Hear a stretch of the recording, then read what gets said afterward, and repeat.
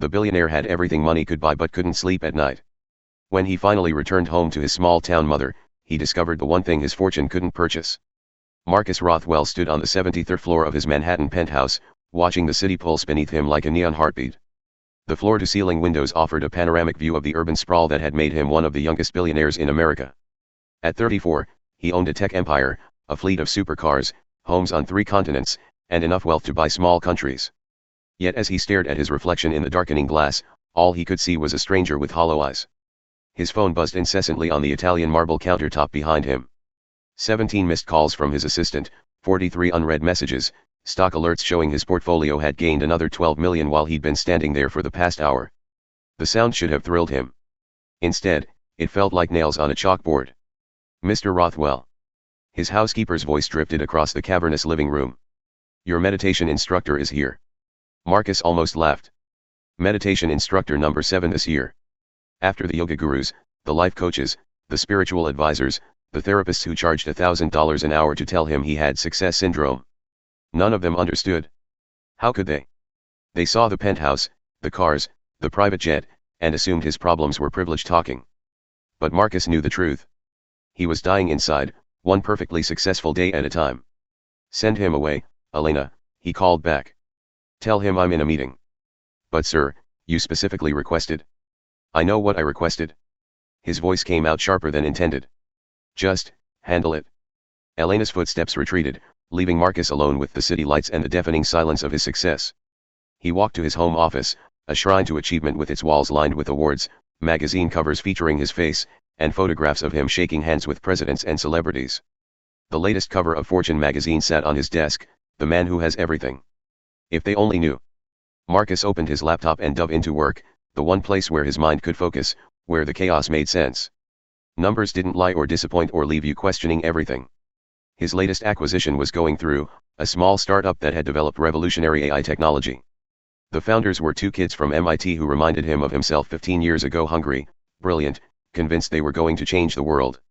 The video call connected, showing David Chen and Sarah Martinez in their cramped Palo Alto office. The contrast between their cluttered workspace and his pristine penthouse was stark. Marcus. David's face lit up. We can't believe this is really happening. I mean, we've been working on this for 4 years, living on ramen and hope, and now. The paperwork is finalized, Marcus interrupted. 250 million. Your lawyers have the contracts. Sarah leaned into the frame, her eyes bright with unshed tears. This means we can finally afford to hire a real team, get proper equipment, maybe even rent an office that doesn't leak when it rains. Marcus watched their joy and felt something twist in his chest. When was the last time he'd felt excitement like that? When had he last cared about anything beyond the next deal, the next acquisition, the next number in his bank account? There's one condition, he found himself saying. David and Sarah exchanged glances. What kind of condition? Marcus paused, not sure where the words were coming from. I want to work with you. Directly. Not just as an investor, but hands-on. I want to remember what it feels like to build something. The silence stretched across the video call. Sarah finally spoke. You want to work with us? But you're Marcus Rothwell. You could buy and sell our entire industry before lunch. Maybe that's the problem. After ending the call, Marcus walked to his bedroom, another monument to excess with its king-sized bed that could sleep 6, the walk-in closet larger than most apartments, and the bathroom with a tub carved from a single piece of jade. He caught sight of himself in the mirror and stopped. His father's eyes stared back at him.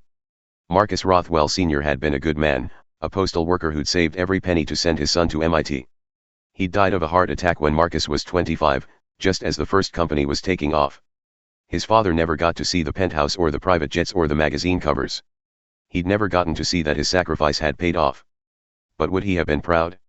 Or would he have seen what Marcus saw now, a man who had climbed so high he'd forgotten how to live? The phone rang again. This time, Marcus answered. Marcus, thank God. It was his assistant, Rebecca, her voice tied with stress. The Shanghai office needs approval for the new factory, the SEC is asking about the Morrison deal, and your mother called again. Marcus's chest tightened.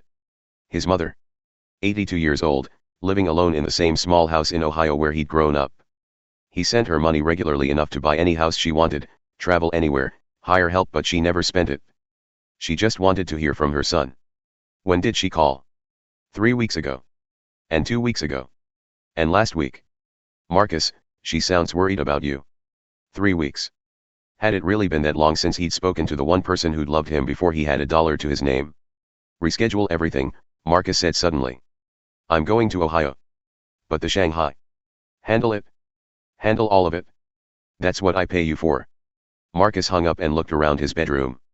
Designer clothes filled the closet, but what did you wear to visit your mother when you'd forgotten how to be her son?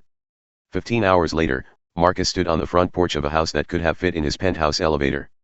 The paint was fading, the steps creaked, and the doorbell still played the same tune it had when he was 7 years old. His mother opened the door, and for a moment, neither of them spoke. Dorothy Rothwell was smaller than he remembered, her hair completely gray now, but her eyes were the same warm brown that had comforted him through childhood nightmares and teenage heartbreaks. Marcus. Her voice was barely a whisper. Is it really you? Hi, Mom. She pulled him into a hug that felt like coming home and falling apart at the same time. Over her shoulder, Marcus could see the house exactly as he remembered, the same furniture, the same family photos, the same sense of peace that had been missing from his life for so long. You look tired, sweetheart, she said, pulling back to study his face. And thin. Are you eating? Marcus almost smiled. He employed 3 personal chefs, ate at the finest restaurants in the world, but somehow his mother knew he wasn't really nourishing himself. I'm fine, Mom. Just busy. Too busy to call your mother. The gentle reproach hit harder than any board meeting criticism. They sat in the small living room, and Marcus felt like a giant among the modest furniture. His mother brought him coffee in a mug he'd made in 3rd grade art class, the handle slightly lopsided, his name painted in uneven letters. I saw you on the television, she said, settling into her worn recliner. That business magazine show. You looked successful. But. She was quiet for a long moment. You looked like your father did near the end. Like you were carrying the weight of the world and couldn't figure out how to put it down. Marcus set down the coffee mug, his hands shaking slightly. I have everything, Mom. Everything I ever dreamed of. Everything Dad wanted for me. Do you? $5 billion, Mom. Properties around the world. I employ over 50,000 people. I've been on the cover of. Do you have friends? The question stopped him cold. Do you have someone who loves you for who you are, not what you can buy them? Do you wake up excited about the day ahead? Do you sleep soundly at night? Marcus found himself unable to answer any of those questions with a yes. Your father, Dorothy continued, used to say that success without peace is just dressed up misery. He was happy, Marcus. Really happy. Even working that difficult job, even struggling to make ends meet. He had me, he had you, he had his little garden out back. He knew who he was. I don't know who I am anymore, Marcus admitted, the words barely audible. His mother reached over and took his hand.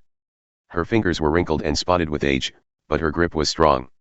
Then maybe it's time to find out. Marcus stayed for 3 days.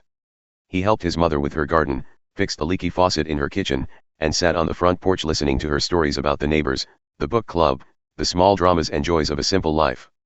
His phone buzzed constantly with urgent business matters, but for the first time in years, he let them wait. On his last evening, they sat watching the sunset from the porch swing his father had built 30 years ago. Mom, he said finally, what if I can't find my way back? What if I've gone too far down this path? Sweetheart, she said, you found your way here, didn't you? The flight back to New York felt like traveling between 2 different worlds. As the plane descended toward the city, Marcus could see his life spread out below him like a game board, all the properties, all the possessions, all the markers of success that had once seemed so important. But something had shifted during those 3 days in Ohio. A crack had opened in the armor of his ambition, letting in something he hadn't felt in years, possibility. Back in his penthouse.